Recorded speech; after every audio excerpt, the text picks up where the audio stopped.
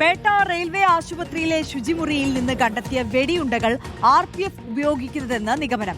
1985, 87, 99 RPF ബാച്ചുകൾക്ക് നൽകിയിരുന്ന വെടിയുണ്ടകൾ ശുചിമുറിയിൽ ഉപേക്ഷിക്കാൻ ശ്രമിച്ചെന്നാണ് നിഗമനം.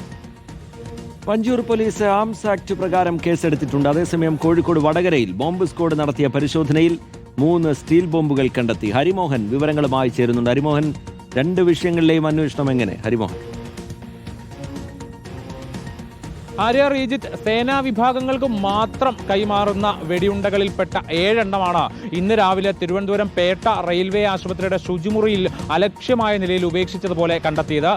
ആദ്യം വിചാരിച്ചത് ഇത് ഏതെങ്കിലും സൈനിക ഉദ്യോഗസ്ഥരുടെ അല്ലെങ്കിൽ RPF ഉദ്യോഗസ്ഥരുടെ ഭാഗത്ത് നിന്ന് അറിയാതെ നഷ്ടപ്പെട്ടു പോയതാകാം എന്നുള്ളതായിരുന്നു. പക്ഷേ വിശദമായ ഒരു അന്വേഷണം, പ്രാഥമികമായ ഒരു അന്വേഷണം നടത്തിയതിൽ നിന്ന് ഇത് മനഃപൂർവ്വം ഉപേക്ഷിച്ചതാകാനുള്ള സാധ്യതയാണ് ഇപ്പോൾ പോലീസ് പറയുന്നത്. അതായത് 9mm എന്ന് പറയുന്ന ഗണത്തിൽപ്പെടുന്ന വെടിയുണ്ടകളാണ്. അത്തരത്തിൽ 7 വെടിയുണ്ടകൾ.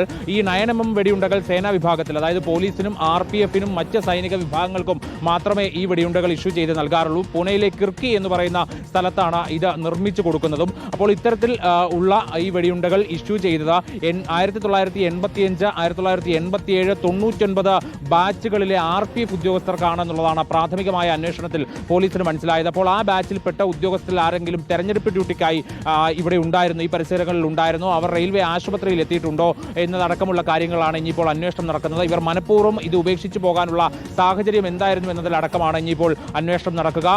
ശുചിമുറിയിൽ ഫ്ലഷ് അടിച്ച് കളയാൻ ശ്രമിച്ചു എന്നുള്ളതാണ് ഇപ്പോൾ പോലീസ് കരുതുന്നത്. അത് ഏത് സാഹചര്യത്തിലാണ് എന്നുള്ളത് കണ്ടെത്തി കഴിഞ്ഞാൽ ഈ കേസിലെ ഏറ്റവും പ്രധാനപ്പെട്ട ഘടകമായിരിക്കും. കാരണം സേനാ വിഭാഗങ്ങൾക്ക് മാത്രം നൽകിയിട്ടുള്ള വെടിയുണ്ടകൾ ഇത്തരത്തിൽ ഉപേക്ഷിച്ച് പോകാനുള്ള കാരണം അത് വളരെ പ്രധാനപ്പെട്ടതാണ്. അതോടൊപ്പം തന്നെ ഇന്ന് കേരളത്തിലുണ്ടായ വളരെ പ്രധാനപ്പെട്ട ഒരു സംഭവമാണ് വടകരയിൽ. ഈ കഴിഞ്ഞ ദിവസങ്ങളിൽ CPM മുസ്ലിം ലീഗ് സംഘർഷം നിന്നിരുന്ന വടകര ചാനിയം കടവിൽ 3 സ്റ്റീൽ ബോംബുകളാണ് കണ്ടെത്തിയത്. ഇത് നിർവീര്യമാക്കുന്നതിന് വേണ്ടി മാറ്റിയിട്ടുണ്ട്. പക്ഷേ സംഘർഷം നിലനിൽക്കുന്ന സാഹചര്യത്തിൽ പോലീസ് സുരക്ഷ വലിയ രീതിയിലുള്ള ഒരു സാഹചര്യത്തിൽ കൂടിയാണ് ഈ ബോംബുകൾ കണ്ടെത്തിയത് എന്നുള്ളൊരു പ്രത്യേകത കൂടിയുണ്ട്. ആര്യ റീജിത്ത്.